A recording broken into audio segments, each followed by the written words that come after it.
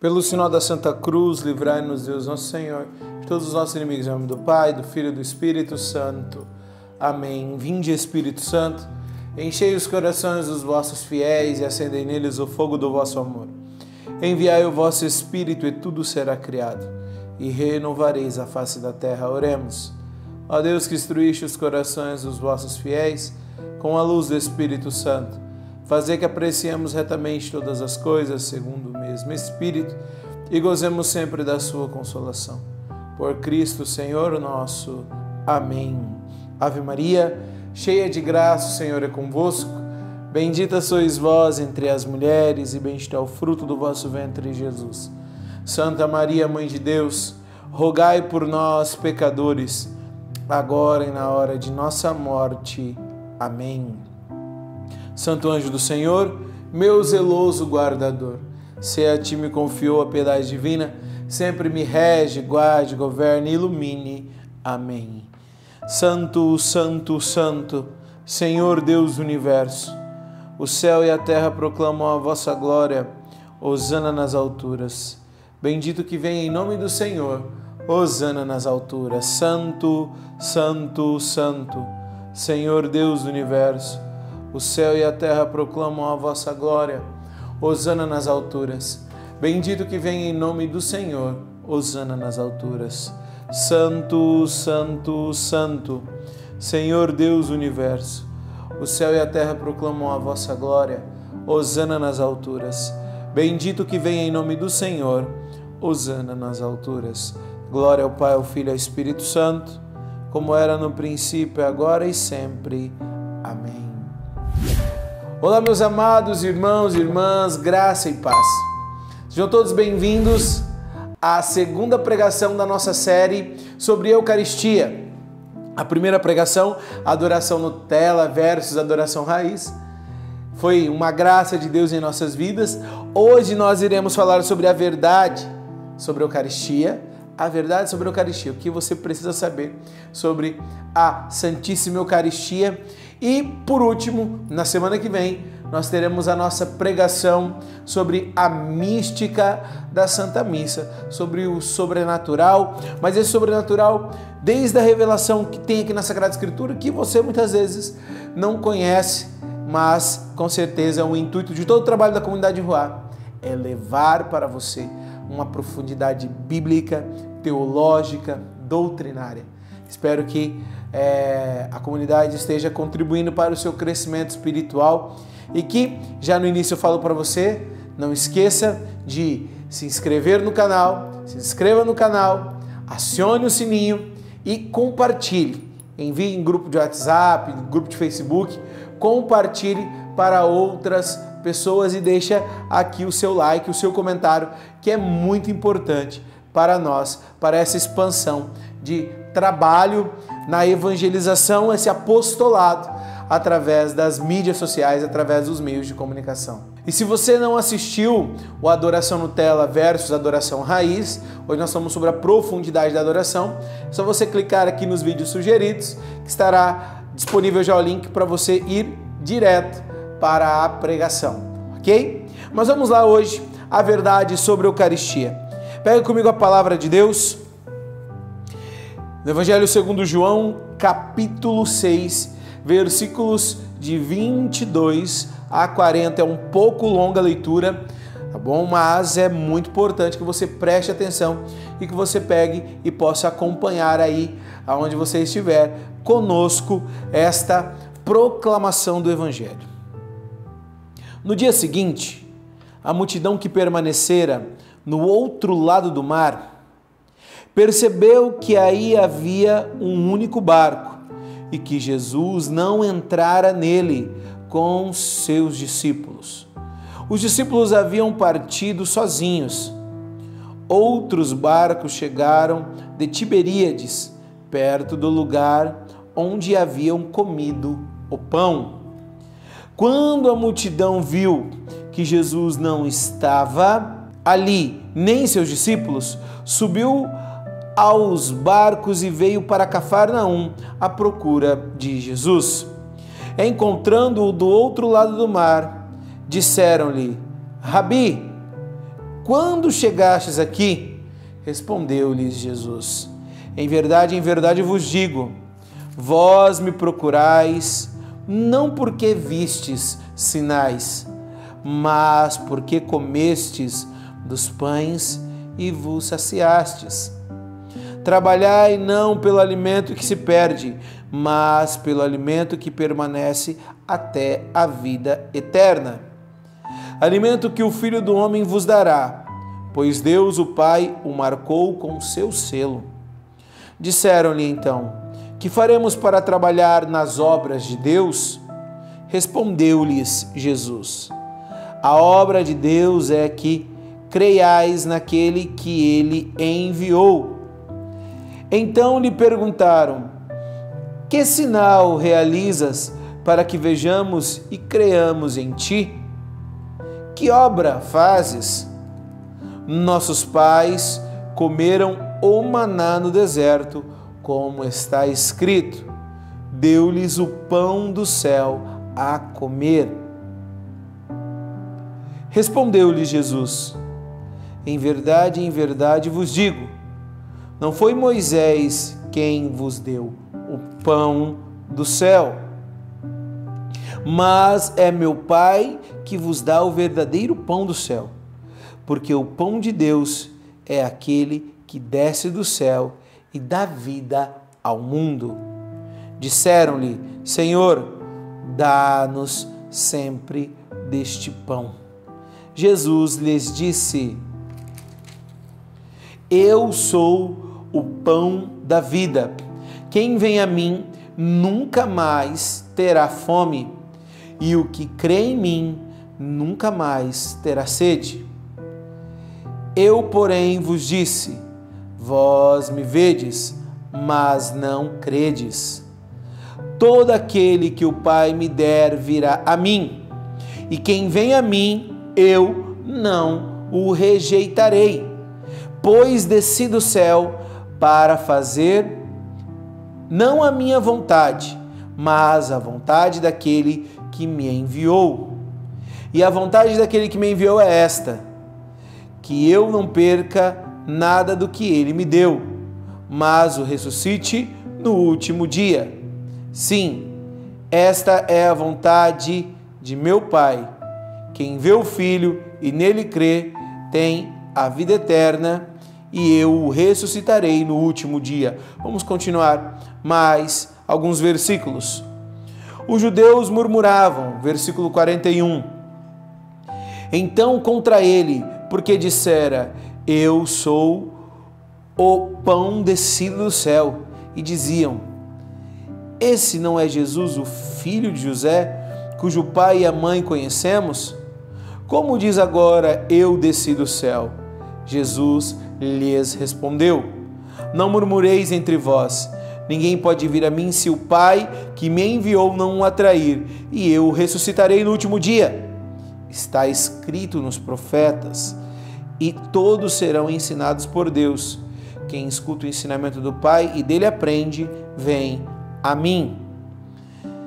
Não que alguém tenha visto o Pai, só aquele que vem de Deus viu o Pai. Em verdade vos digo, aquele que crê tem a vida eterna. Eu sou o pão da vida. Vossos pais no deserto comeram maná e morreram. Este pão é o que desce do céu, para que não pereça quem dele comer. Eu sou o pão vivo descido do céu. Quem comer deste pão viverá para sempre. O pão que eu darei é a minha carne para a vida do mundo. Os judeus discutiam entre si, dizendo: como esse homem pode dar-nos a sua carne a comer? Então Jesus lhes respondeu: em verdade vos digo, se não comerdes a carne do Filho do Homem e não beberdes seu sangue, não tereis a vida em vós. Quem come minha carne e bebe meu sangue tem a vida eterna, e eu o ressuscitarei no último dia. Pois minha carne é verdadeiramente comida e o meu sangue é verdadeiramente bebida. Quem come minha carne e bebe meu sangue permanece em mim e eu nele. palavra da salvação. Glória a vós, Senhor. Meus amados, Jesus choca os judeus. Por que Jesus choca os judeus?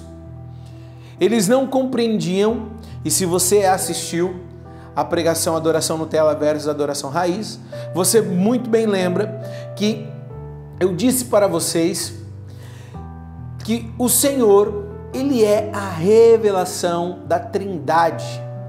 Por isso que Ele diz, quem me vê, vê o Pai. Ninguém vem a mim se o Pai não o atrair. E Jesus exorta, se vocês conhecessem mesmo o Pai, porque eles e ali, os judeus, principalmente os fariseus e outros grupos religiosos, os doutores da lei, os escribas, se achavam literalmente os donos da lei.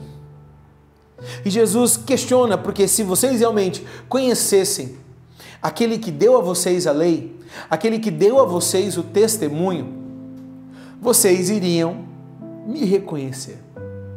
Se você não me reconhece é porque você não conhece o Pai. Mas nós precisamos compreender também e dar aqui uma oportunidade para o povo judeu. Porque o que choca a eles é Jesus falar em comer a carne dele e beber o sangue dele.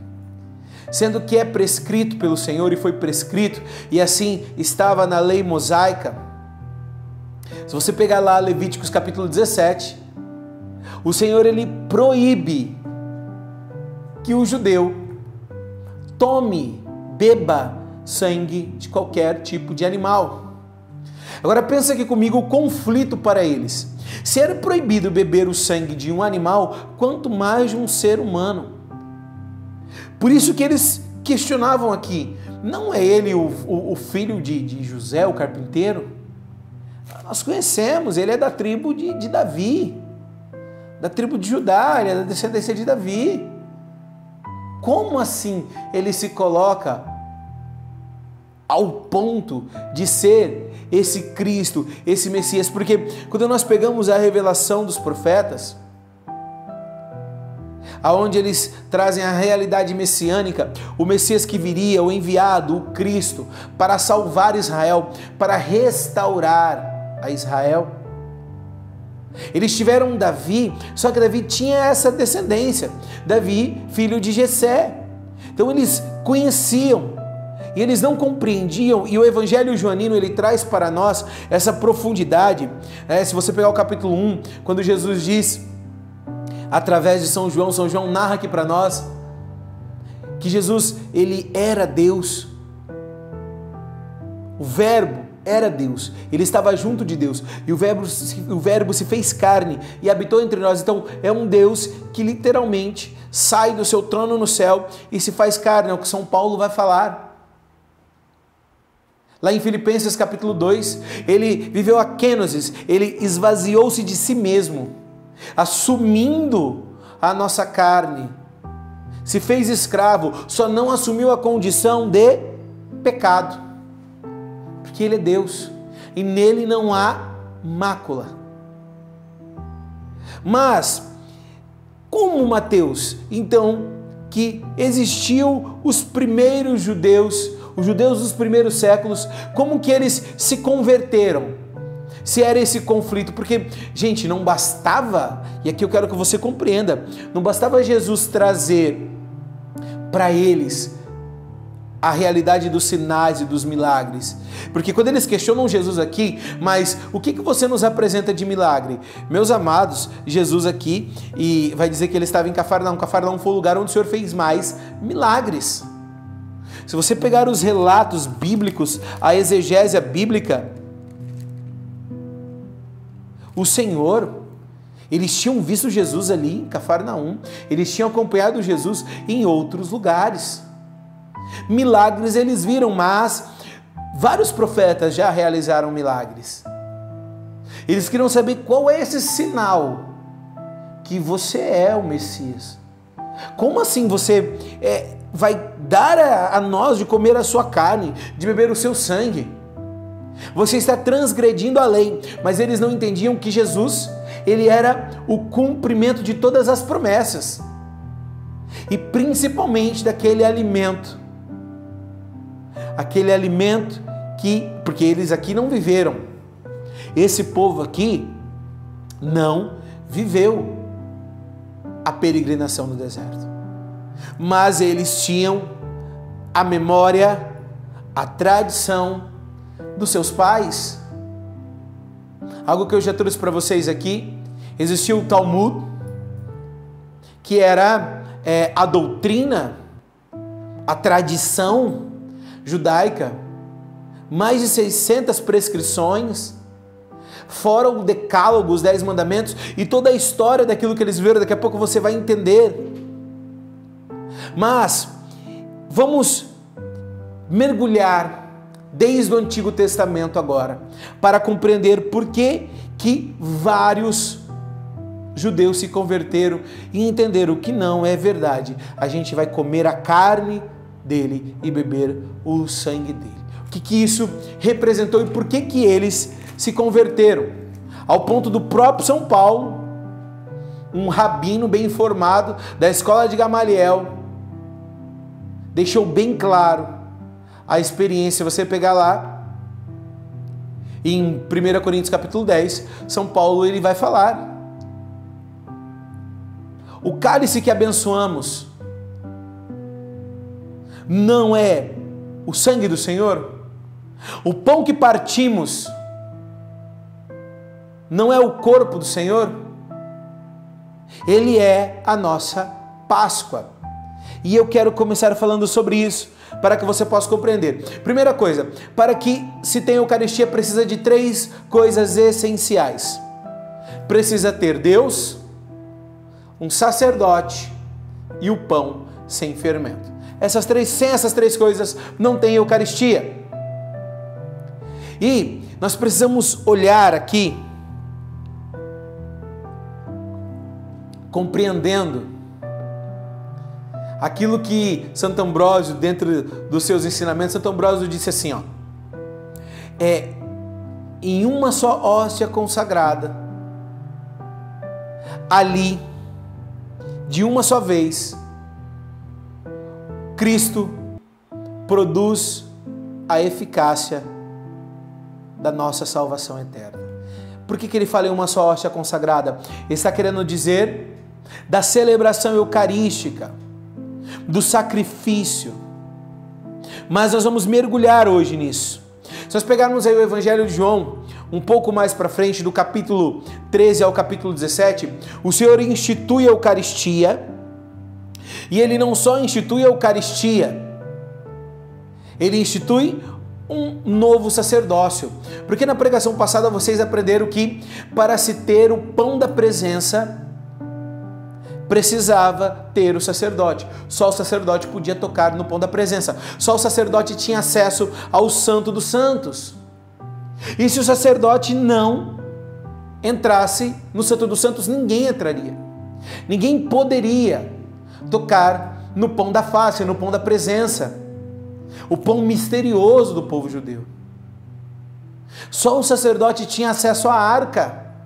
Só o sacerdote podia derramar o sangue para expiação. Ali, em cima da arca da aliança, só o sacerdote podia fazer isso. Mas você não vai encontrar no Evangelho de João, do capítulo 13 ao capítulo 17, em nenhum momento ele chamando os discípulos de sacerdote. Mas quando ele institui a Eucaristia e convida eles a fazerem isso em memória de mim, diz o Senhor, fazer isso em memória de mim, ele deixa claro que só quem poderia fazer aquilo é o sacerdote. E ali ele institui um novo sacerdócio. Nós precisamos entender que a Santa Missa, ela é a Páscoa do Senhor, a passagem do Senhor. Se você pegar o Catecismo da Igreja, no parágrafo 1340, o Catecismo da Igreja nos diz que a Páscoa de Jesus, ela foi e ela deu o sentido definitivo da Páscoa judaica. Mateus, você está falando e até agora eu não entendi. Ó, vamos falar sobre a tipologia bíblica, as prefigurações da Eucaristia na Sagrada Escritura. Se você pegar lá em Êxodo capítulo 12, você vai ver que o Êxodo, a libertação do povo de Deus, dos hebreus, eles ficaram 400 anos escravos no Egito. Se você olhar lá em Gênesis capítulo 17, quando Deus ele faz a aliança com Abraão, ele vai falar: Abraão, você vai ter o seu povo vai tomar posse da terra prometida, mas esse povo vai ficar 400 anos escravo em uma terra estrangeira. E depois de gerações, e ali ele fala que vai ser até a 4ª geração, foram 400 anos que eles ficaram escravos no Egito. E o Senhor pega lá em Êxodo 3 e chama Moisés para libertar o povo. E no capítulo 12, ele explica como que irá acontecer essa libertação e ele institui a Páscoa. E você precisa entender a profundidade, o que é a profundidade da Páscoa judaica. Como que o Senhor prescreve? Em Êxodo 12, tinha que pegar cada família pegar um cordeiro, sem mancha, sem defeito, novo. Naquele dia, naquela noite, preparar os pães sem fermento. Lembra que tem que ter pão, tá? Preparar o pão sem fermento, mas tinha que pegar aquele cordeiro. O homem da casa se vestia com vestes honrosas, tinha uma vara que representando o sacerdote. Então, cada pai de família era um sacerdote naquele momento.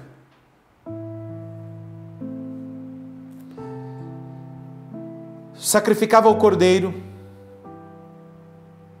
assava aquele cordeiro, era celebrado em família e celebrado em comunidade, porque quem ali fosse sobrar o cordeiro precisava dividir com outra família, porque não era para guardar o cordeiro, tinha que comer ele, o que sobrasse no outro dia tinha que queimar, era a prescrição do Senhor. O Senhor, ele fala de 2 momentos dos pães ázimos. Os pães ázimos, os pães sem fermentos. Ele diz que iria abrir em uma grande assembleia, comer durante todos os dias da festa o pão sem fermento.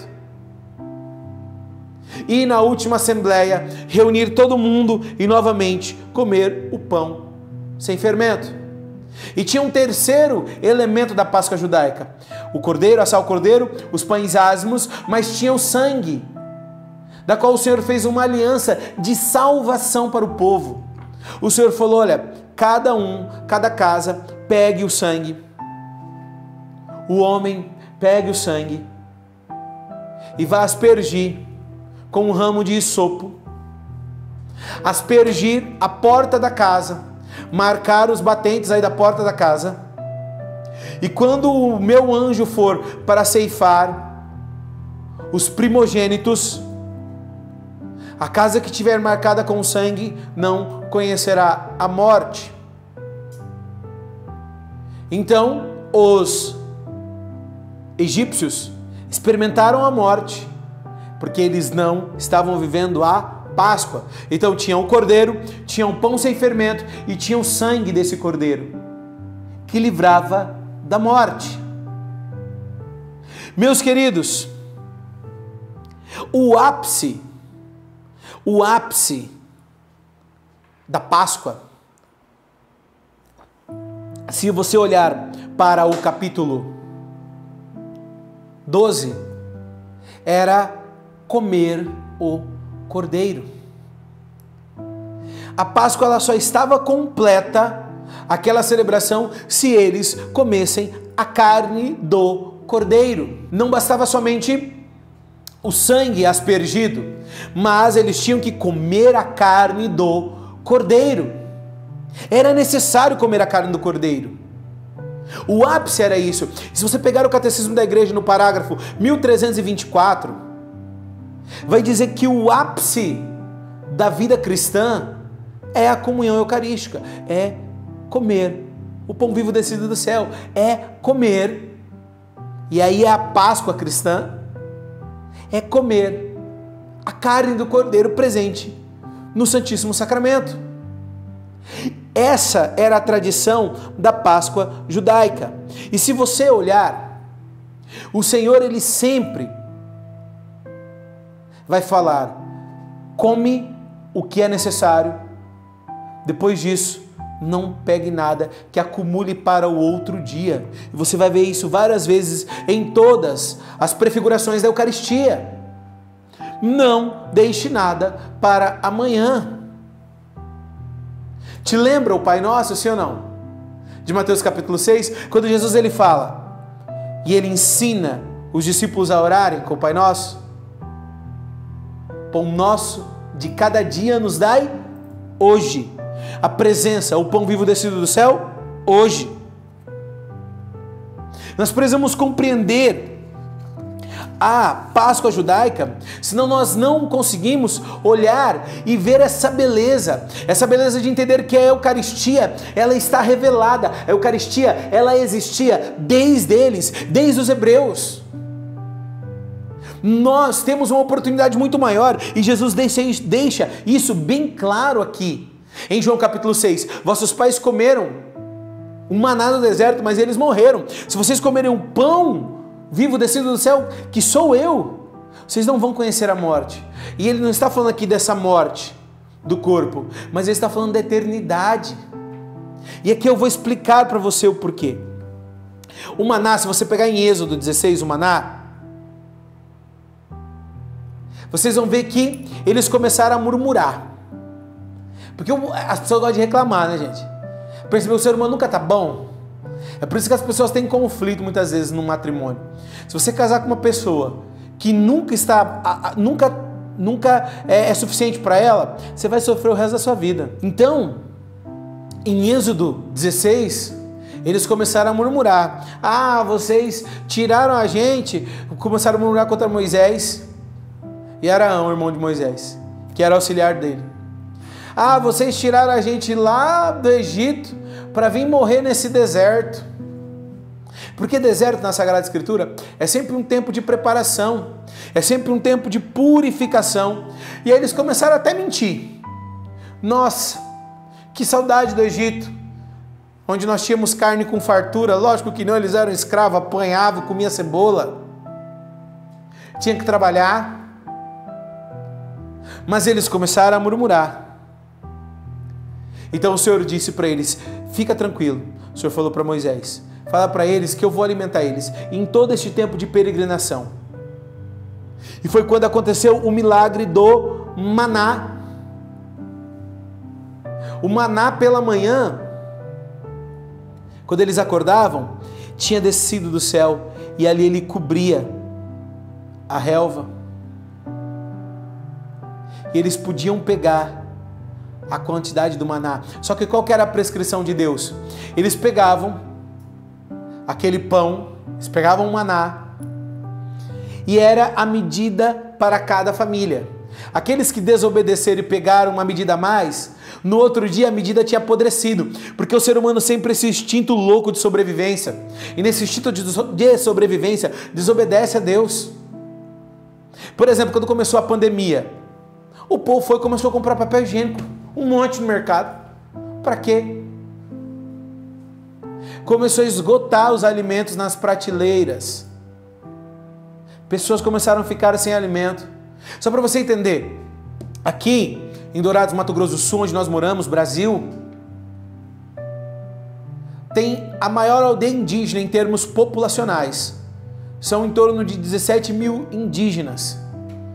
E na nossa casa de missão, as crianças indígenas, elas passam aqui na nossa casa de missão e pedem comida. Quando estourou a pandemia, as pessoas pararam de dar alimento para as crianças indígenas, de dar até mesmo água, porque estourou muitos casos dentro da aldeia. Só que você tem uma maneira, você pode pedir para ele se afastar um pouco, sair, colocar ali a marmita em um lugar seguro para depois ele pegar, ficar à distância. Mas não, muitas pessoas na nossa cidade, cheias de escrúpulos, querendo cuidar da saúde, não, minha saúde, a saúde da minha família, deixaram o pobre faminto. Na verdade era só egoísmo, e muitos era porque achando que ia faltar dentro de casa, sendo que o Senhor, e aqui mais uma vez, o Senhor diz, é a medida certa, e a gente lembra do Pai Nosso outra vez, pão nosso de cada dia nos dai hoje. E Deus era ainda tão bom que à tarde vinha do céu as cordizes. Eles recebiam até carne do céu, gente. Até carne do céu. Mas uma coisa interessante, vai dizer que um maná tinha sabor de um bolo de mel. Por que o maná tinha sabor de um bolo de mel? Porque o maná, ele era o antegosto, quer dizer, ele antecipava o sabor que o Senhor revelou lá em Êxodo 3 para Moisés, que a terra prometida era uma terra que emanaria leite e mel. Então, o maná para eles no deserto, esse tempo de peregrinação que eles iriam viver, desse êxodo, que eles saíram lá da escravidão, esses 40 anos purificando no deserto, para entrar na terra prometida, a terra onde emanava leite e mel, o Senhor concedeu para eles um pão descido do céu, e ele tinha um antegosto, ele tinha um sabor da terra prometida. E você vai entender que o maná alimentou eles durante uma jornada. E não é isso que a Eucaristia faz conosco? A Eucaristia não é o pão do céu. Participar da Santa Missa não é o céu aqui na terra. E na próxima pregação você vai aprender sobre a mística da Santa Missa. Então a Eucaristia para nós é o antegosto do céu. Eucaristia é esse pão vivo descido do céu. Mas aí a gente vê vários protestantes, mas naquele dia realmente o pão que eles comeram na Santa Ceia foi o corpo do Senhor, o vinho que eles beberam realmente era o sangue do Senhor. O que Jesus fala no final? Fazer isto em memória de mim. Sabe o que o Talmud deixa claro? Se você pegar o Talmud, no número 29, todo judeu, todo pai de família na celebração da Páscoa, ele tinha por obrigação, fazia parte do rito. Os filhos perguntavam: pai, por que nós comemos o cordeiro? Por que a gente celebra isso? E aquele pai tinha por obrigação, e até hoje o judeu é assim, tem por obrigação responder para o filho: este foi o dia que o Senhor me libertou do Egito. E ele falava em primeira pessoa. Eles têm por obrigação, segundo o Talmud, falar em primeira pessoa. Não é isso foi quando eles libertaram lá os nossos primeiros pais, os nossos ancestrais, não. Quando ele me libertou. Porque a cada geração entende que precisa celebrar a Páscoa. E essa é a prescrição. A Páscoa para mim, fui eu, para minha família. O Senhor me libertou do deserto. O Senhor me libertou do Egito. O Senhor me alimentou no deserto, até encontrar. Mas por que vocês pensam que não era Canaã o final de tudo? Vocês precisam entender que não foi o Sinai, eles não saíram do deserto, o destino não era o Sinai, onde Deus deu o decálogo, onde Deus deu o testemunho, as tábuas da lei, não era até mesmo Canaã, mas o templo que foi construído em Jerusalém, onde Deus habitou. Por isso que o profeta Isaías, o profeta Ezequiel, fala que o Messias traria a nova Jerusalém. E qual é essa nova Jerusalém? É o céu. E meus amados, não estamos nós na peregrinação aqui nessa terra. O que nós vivemos aqui é uma peregrinação dessa terra. A nossa pátria é o céu. E eu vou bater nessa tecla. As pessoas estão falando, vamos cuidar a casa comum, e os missionários, até mesmo sacerdotes, freiras, estão se transformando em ativistas ecológicos. Não! Nós temos que cuidar de toda a criação e honrar a criação. Mas o lugar que nós precisamos preservar é a pátria celeste. Nós precisamos preservar a evangelização no coração de cada irmão. E a santidade de vida, o testemunho em nossas vidas, a vida em cada irmão, a partir da experiência com Cristo, para que nós possamos sim conquistar a nossa casa comum, que é o céu. Meus amados, eu falei aqui sobre a prefiguração, que foi a Páscoa judaica, o maná, e a terceira prefiguração é o pão da presença, que eu expliquei o que era o pão da presença, lá de Êxodo 25, na pregação passada. Adoração Nutella versus adoração raiz. Se você não assistiu, você precisa correr lá e assistir. Mas vamos entender por que os judeus do primeiro século, aqueles que creram no Senhor e se converteram, o que o judeu do primeiro século ele esperava? O que eles esperavam do Messias? Que o Messias traria um novo êxodo. Que o Messias traria e faria de novo o papel de Moisés, de tirar eles da escravidão. Porque o povo hebreu por diversas vezes viveu o exílio. Até mesmo quando Jesus veio, quem reinava, quem dominava aquela região e a própria cidade de Jerusalém? Poder político e poder econômico, Roma. Eles esperavam o libertador. Mas por que eles pediram um pão novamente? Por que eles pediram um maná novamente aqui em João 6? Porque se ele fosse aquele que viria para restaurar Israel, ele iria levar aquele povo a viver um novo êxodo. Eles esperavam isso. Eles esperavam uma nova libertação. E vamos ver aqui os sinais. Lá no Egito tinha Moisés, ali a pessoa de Cristo.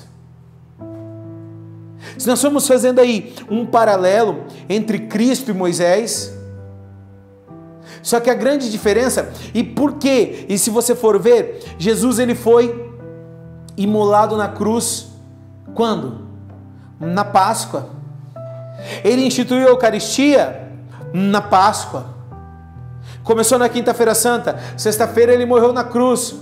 Por quê? Porque toda libertação começou lá, na Páscoa. Eu já disse para vocês, em Êxodo 12. A libertação judaica desses 400 anos de escravidão no Egito começou com a Páscoa. Então por isso que o Senhor foi dando esses sinais. O Senhor ele foi deixando claro. Se você pegar 1 Coríntios capítulo 5, versículo 7, São Paulo chama Cristo de nossa Páscoa. Por que São Paulo chama Cristo de nossa Páscoa? Pensa aqui comigo, São Paulo, ele era um rabino letrado, eu já falei isso para vocês aqui nessa pregação. São Paulo, ele estudou na escola de Gamaliel, era a melhor escola para se estudar e para se formar no judaísmo. São Paulo não conheceu, ele não conviveu com Cristo, mas todos os ensinamentos, e se você for pegar o capítulo 11 de 1 Coríntios, ele vai falar assim, ó, assim como eu recebi do Senhor na noite que foi entregue, e ali ele narra a Santa Missa, ele narra a Santa Ceia, porque a experiência que ele teve com Cristo, o próprio Cristo revelou para ele, mesmo ele não tendo vivido lá com os 12. E aí está a profundidade da escolha de São Paulo. Porque o testemunho era muito forte. Se ele que conhece está crendo nele, então realmente ele é aquele que deveria vir. Se nós olharmos quando São Paulo, e eu já citei para vocês, 1 Coríntios capítulo 10, versículo 6, o cálice da bênção que nós abençoamos e o pão que nós partimos é o sangue e o corpo do Senhor. É a Páscoa. Então, deixa claro que foi a libertação. Quando você pega aqui em João capítulo 6, no dia seguinte a multidão permaneceu do outro lado. O início dessa passagem, se você pegar do versículo 1, tinha acabado de acontecer a segunda multiplicação dos pães. Ali começa no versículo 1 e vai até o versículo 15, a segunda multiplicação dos pães, que é narrada em Mateus capítulo 15. Porque a primeira multiplicação dos pães, que aconteceu em Mateus capítulo 14, traz para nós algumas figuras importantes. Vai dizer o quê? Eles estavam em um lugar deserto. Não tinha o que comer. Entende os sinais deles lá no deserto? Quando o Senhor concedeu o maná, em Êxodo 16, eles estavam num lugar deserto, não tinha nada. Tinha 5 pães e 2 peixes. E aqui tem uma palavra que é importantíssima, porque quando André chega e fala assim, ó, Senhor, despede eles, porque tem muita gente aqui. Só de homens eram 5.000, fora mulheres e crianças. Quem era André? Um dos 12. Aquele que o Senhor lá iria instituir o novo sacerdócio. E essa prefiguração ali da Eucaristia, quando o Senhor fala, dai-lhe vós mesmos de comer. Eles falam, mas aqui a gente não tem 5 pães e 2 peixes. Traz para mim. E aí a gente vai entender a figura do sacerdócio. E como eu disse, para ter Eucaristia tem que ter Deus, o sacerdote e o pão sem fermento. E ali teve essa primeira multiplicação dos pães. E o Senhor alimentou aquela multidão em um lugar deserto. Mais uma vez o símbolo deles no deserto recebendo o maná. Na segunda multiplicação dos pães, em Mateus 15 e aqui em João 6, aconteceu a mesma coisa. Em outro, eles continuaram seguindo Jesus, chegou novamente em um lugar deserto. E eles, mais uma vez, o Senhor olhando, mais uma vez falou, nós não temos como alimentar esse povo. Eu já imagino que Jesus já estava sem paciência ali com os discípulos. Vocês não entenderam que a gente pode alimentar eles? Traz o que tem. Jesus mais uma vez multiplicou os pães e alimentou eles mais uma vez no lugar deserto. Eles continuaram seguindo a Jesus. E aqui entra na passagem que nós começamos esta pregação, o versículo 22. Eles chegaram e falaram, Senhor, mestre, nós não vimos. O Senhor está aqui. E Jesus, que sabe, perscruta os corações, Romanos 8. O Senhor falou, vocês estão me procurando, sabe por que vocês estão me procurando? Porque vocês estão cheios. Vocês estão repletos. Vocês comeram. Porque eles começaram a ver os sinais. Eles estavam em um lugar deserto, aquele homem alimentava eles.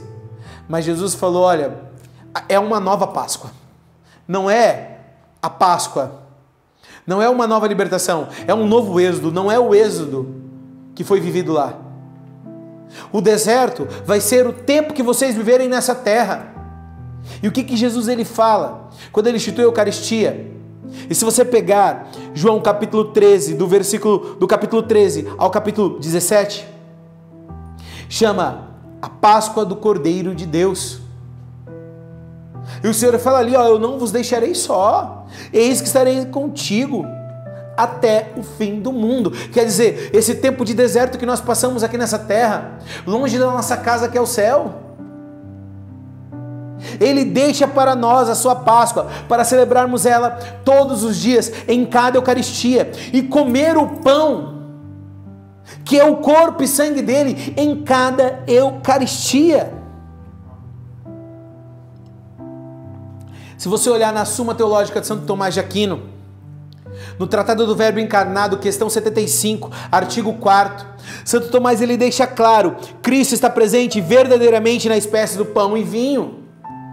A Santa Missa, o corpo de Cristo está presente, é o alimento. Nós precisamos da Eucaristia, como diz o salmista no Salmo 78, versículo 25, o pão dos anjos. E ali o salmista ele está falando o que? Do maná, e ele chama o maná de pão dos anjos. Jesus, ele é o pão dos anjos, a Eucaristia, onde nós temos a oportunidade de recebermos em cada Santa Missa. E as pessoas precisam valorizar isso. Se você olhar o Catecismo da Igreja, no parágrafo 1376, fala que no Concílio de Trento, ali a Igreja bate o martelo sobre a transubstanciação. Não é um símbolo, é a presença real do Senhor. E vai continuar no parágrafo 1377, cada fração do pão está a presença de Jesus, corpo, sangue, alma e divindade. Por isso que nós precisamos cuidar do fragmento, por isso que na tradição da igreja não se comungava na mão, mas se comungava diretamente na boca, de joelho, com a patena. Hoje as pessoas comungam de qualquer jeito. Tem pessoas que comungam na mão, não verificam. Gente, não é um pão, é o corpo de Cristo. Não fica migalhas, fica fragmentos do corpo de Cristo. Por isso que o parágrafo 1377, estou falando para vocês, cada fração do pão é presença viva, real de Jesus. Se um fragmento que a pessoa pode achar que é uma migalha de pão, que ela pode limpar a mão e jogar fora, ela está jogando no chão o corpo de nosso Senhor. As pessoas não compreendem essa profundidade. Segue o parágrafo 1378, fala da veneração, fala dos sinais para adorar o Senhor, fala que nós precisamos ajoelhar, e eu falei muito sobre isso, sobre ajoelhar é adorar. E nesse parágrafo 1378 deixa claro, o catecismo diz que um dos sinais de veneração e adoração durante a Santa Missa é ajoelhar, porque não é pão e vinho, é corpo, sangue, alma e divindade do Senhor. Mas as pessoas tratam de qualquer jeito. O parágrafo 1379 fala sobre a conservação da Eucaristia para a adoração, como nós temos aqui na nossa casa de missão, onde eu estou pregando aqui para vocês. Precisamos visitar Jesus, por isso que a primeira pregação nós começamos a falar sobre adoração Nutella versus adoração raiz. As pessoas precisam buscar a Jesus na Eucaristia, nós precisamos buscar o Senhor na Eucaristia. E finaliza o parágrafo 1380, dizendo que Jesus quis permanecer conosco, é a promessa da instituição da Eucaristia, lá do Evangelho segundo João, onde eu falei, você precisa ler, do capítulo 13 ao capítulo 17, todo o diálogo que o Senhor faz com os seus discípulos, instituindo eles apóstolos, representantes dele, o novo sacerdócio. Estarei convosco até o fim dos tempos. E o catecismo nesse parágrafo 1380, ele deixa claro que o Senhor está conosco pela sua presença viva na Eucaristia. Meus amados, lá no deserto, eles não precisavam comer, plantar outras coisas. O maná sustentava eles. Fora isso, ainda tinha as cordizes. Quando eles viveram ali, em Mateus 14, 15 e João 6, o início de João 6, a multiplicação dos pães para aquele povo que estava ali no deserto, seguindo Jesus, o Senhor estava deixando claro que ele, enquanto alimento bastava, era o sinal do maná. Só que se você for olhar para os sinais desse novo maná, que é o próprio corpo de Cristo, nós temos santos na igreja que viveram da Eucaristia. A beata Ana Catarina Emmerich, ela viveu da Eucaristia 13 anos, uma mística. Teve várias e várias revelações do Senhor. A beata Alexandrina de Balazar. Beata Alexandrina, gente, ela se jogou de uma sacada para guardar a sua pureza. E ela viveu anos da Eucaristia. Anos da Eucaristia. Porque daí, qual é o sinal que Deus quer dar? Deus quer dar o sinal que Ele é suficiente. Ah, Mateus, então vou viver da Eucaristia. Calma. Eu estou querendo dizer que o Senhor, Ele escolhe esses sinais para mostrar que é Ele. Não é para você deixar de comer e viver da Eucaristia, não. Você tem que comungar o pão de cada dia. Se você tem missa diária na sua paróquia, na sua cidade, busque, comungue Jesus. Quando não tem a missa, ou quando parou as missas por causa da pandemia, nós celebrávamos a palavra aqui. Não é a mesma coisa. Nós recebemos a Eucaristia na celebração da palavra, mas nós não temos a graça do santo sacrifício. Nós somos transportados para o Calvário. E vocês vão aprender isso na próxima pregação, a mística da Santa Missa. Mas, meus amados, quando o Catecismo da Igreja diz para nós, no parágrafo 2837, que a Eucaristia é remédio de imortalidade, a gente vai entender o que Santo Ambrósio disse. Eu que sempre peco, Santo Ambrósio dizia, eu sempre preciso deste remédio ao meu alcance. Se eu sempre peco, eu sempre preciso deste remédio ao meu alcance. Qual que é o remédio? É a Eucaristia. É o pão, é o remédio de imortalidade. Acabei de falar isso para vocês. Santo Agostinho dizia, a Eucaristia é o pão de cada dia, que se toma como remédio para a nossa fraqueza de cada dia. Você precisa entender que é o Senhor que vai te alimentar sempre. Meus amados, quando eu conheci a minha esposa, ela era uma jovem de 25 anos. Ela tomava em torno de 12 remédios por causa da depressão, bipolaridade, dos traumas que ela tinha vivido. Quando veio o João Miguel, nosso filho, e assim, o Senhor foi curando ela, através da adoração, através do rosário e através da Sagrada Comunhão. Quando nós casamos, ela ainda tomava um medicamento, muito forte. E, por ironia, o nome do medicamento era Êxodos. Quando nós engravidamos o João Miguel, a médica falou, mas que loucura, vocês não podiam engravidar. Até mesmo porque eu não podia ter filho. Um dia você vai conhecer meu testemunho, você que não conhece. Nós tínhamos já ali a Bianca.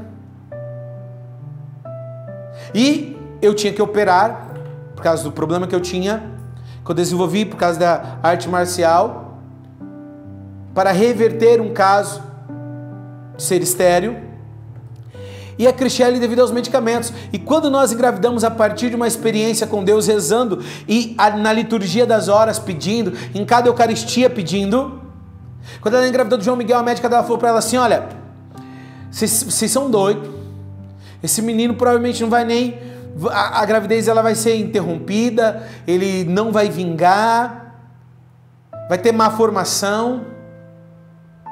Meus queridos, o João Miguel foi formado na Eucaristia. O João Miguel nasceu perfeito. Além de ser uma criança perfeita, é sempre o primeiro da classe. O nível de inteligência acima da média dele. E desde a gravidez, que daí trocou esse medicamento para um medicamento fitoterápico. Depois disso, o único medicamento que a Cristiane toma até hoje, depois de 7 anos, é a Sagrada Eucaristia. É o único medicamento. Santa Teresinha, do Menino Jesus, ela diz que o Senhor não desceu um pão vivo descido do céu. Deus não desceu e se fez pão para alimento da nossa alma, para ficar numa âmbula de ouro guardada no sacrário. Você precisa ir e comungar a Jesus. Você precisa comungar o Senhor. O beato Carlo Acutis dizia que a Eucaristia era a autoestrada dele para o céu. Ela é a nossa autoestrada para o céu. É o antegosto. É o sabor do céu que nós podemos sentir. A minha mãe, ela sempre diz para nós: nós vencemos o câncer da minha mãe, a minha mãe buscando na adoração e na Eucaristia. Quantas vezes eu vi minha mãe sair de casa com fraqueza por causa da quimioterapia, e a gente fala para ela: mãe, não vai, mãe.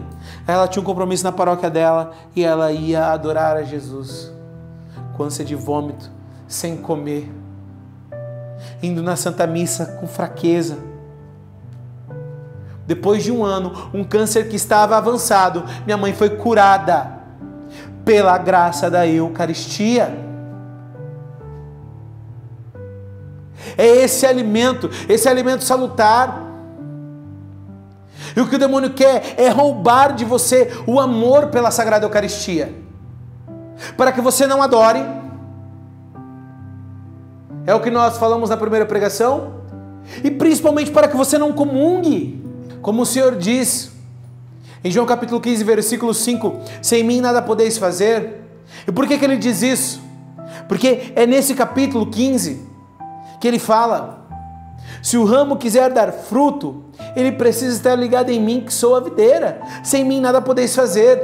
E a maneira mais concreta de estarmos ligados no Senhor é pela comunhão, é por receber Ele no véu do sacramento.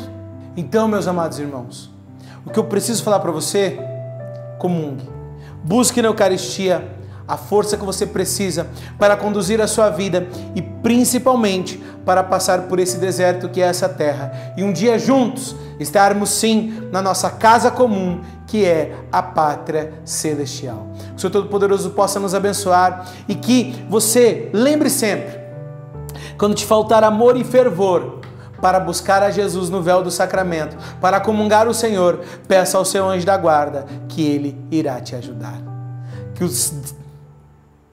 Que o Deus Todo-Poderoso possa conceder a nós todo o amor, toda a devoção a Jesus no véu do sacramento. Que nossa Mãe Virgem Maria, a Rainha dos Anjos, aquela que foi a primeira que comungou, a Mãe de Nosso Senhor, que ela possa conceder ao nosso coração uma centelha do amor no imaculado coração dela, que transborda de amor para o seu Filho, possa ser uma centelha desse amor no nosso coração. E o fogo seráfico na nossa alma, para comungarmos a Jesus com todo o amor e todo o comprometimento com o nosso Senhor. Rogai por nós, Santa Mãe de Deus, para que sejamos dignos das promessas de Cristo. Amém. Meus queridos, muito obrigado por você que chegou até esse momento conosco. Aqui, essa pregação, diferente do grupo de oração, onde nós conduzimos uma oração. Fique atento, toda terça-feira tem grupo de oração ao vivo, aqui no nosso canal do YouTube. E você pode participar de um momento de oração poderoso conosco. Também fique sempre atento, tem Cerco de Jericó Angélico, tem outros momentos de oração da comunidade Ruá, tem Escola Angélica Santo Tomás de Aquino, da qual você pode fazer parte e aprender muito sobre os anjos, aprender a ser melhor amigo do seu melhor amigo, que é o seu anjo da guarda. E esse tempo que nós estamos vivendo, que é o tempo literalmente dos anjos, esse final dos tempos, não é o final do mundo, mas o final dos tempos. esse tempo ele realmente vai acabar, é o tempo dos anjos. Nós precisamos conhecer toda essa dinâmica angélica para nos aproximarmos mais do Senhor. Então, participe conosco da Escola Angélica Santo Tomás de Aquino. Só você procurar aqui na descrição desse vídeo, tem um link para você ser um dos nossos alunos, que tem alunos do Brasil inteiro e de outros países também estudando conosco sobre os santos anjos. Aqui no nosso canal, toda semana tem conteúdo, tem rico conteúdo. Daqui a alguns dias nós estaremos lançando outros quadros, ok? Trazendo doutrina, trazendo pregações como essa. Lembrando que semana que vem nós teremos a pregação A Mística da Santa Missa, onde nós vamos fechar com chave de ouro essa série de 3 pregações sobre a Eucaristia em nossas vidas. Meus queridos irmãos, não se esqueçam, se inscreva aqui no canal, ative o sininho para que você seja notificado. Okay? Tem pregação sobre Halloween, vai ter pregação sobre cura e libertação, tem pregação sobre os arcanjos, tá? Pregação sobre o anjo da guarda. Daqui a alguns dias vou trazer uma pregação sobre Nossa Senhora que você ainda não viu na rede. Essa é a graça que o Senhor concede à comunidade Ruá e que a comunidade Ruá compartilha com vocês. Para nós é uma honra poder estar sempre juntos com cada um de vocês, na sua casa, no seu trabalho, na sua vida. Lembre-se, vamos juntos ser um sopro de vida no mundo. Salve Maria Imaculada. Ruá.